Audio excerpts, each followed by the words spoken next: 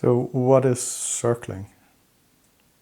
It's a tricky question because like most people who have been doing this practice for years and years still struggle to really pin down the practice.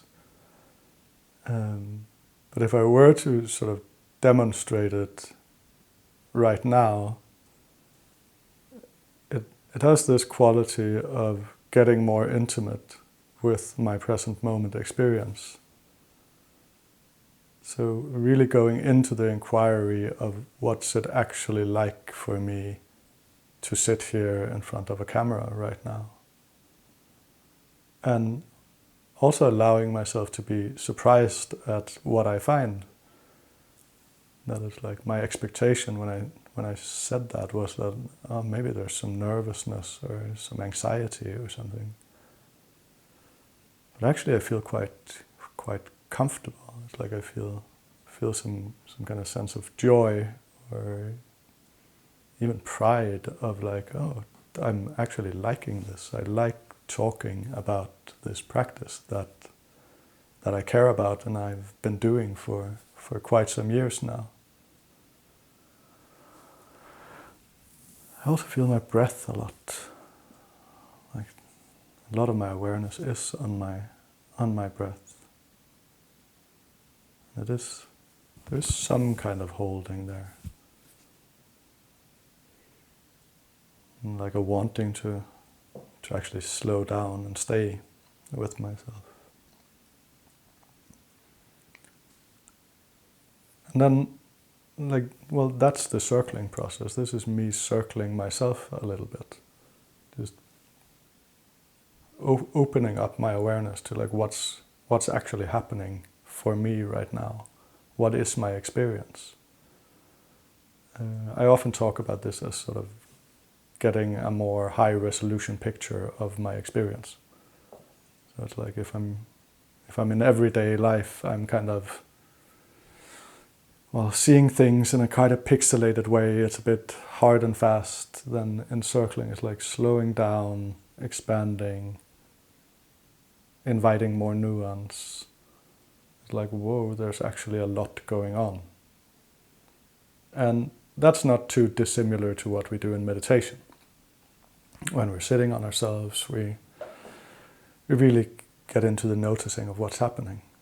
But then in circling, we extend that to the relationships we're in. So something I like to do is to invite participants and myself to just sit with different people in silence and notice what's happening in those different relationships. And it very quickly becomes apparent that every meeting is unique, and there's such a radical sense of difference sitting in silence with one person and sitting in silence with another person.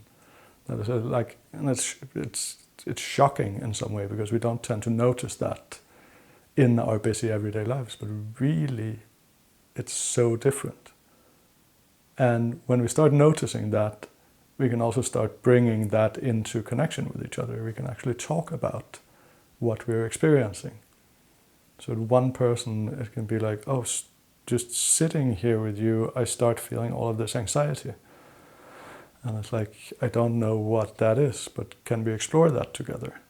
And then in that exploration, all kinds of stuff can happen. Like maybe it turns out that, this other person is actually being really anxious, and when we get into that, it's like, oh, what's the anxiety? And we start talking about that, and we explore it together, and then a deeper meeting unfolds. It can also be that I just feel this deep sense of peace and silence when I sit down with someone. And then we can open that up and like, what's actually happening here in the silence, slowing down together and seeing what that leads to. And with some people, it's more sort of, we land in some kind of comfortable sameness. And with some people, it's like, there seems to be some kind of difference happening here, maybe even conflict. That is like, But then that is what is happening in the connection here. And the invitation is circling is to explore that, to really get, as I said, intimate with my experience, but also get intimate with the experience of connection with one person or with a group of people. And the more people we invite into that, the more complexity there will be in the space between us.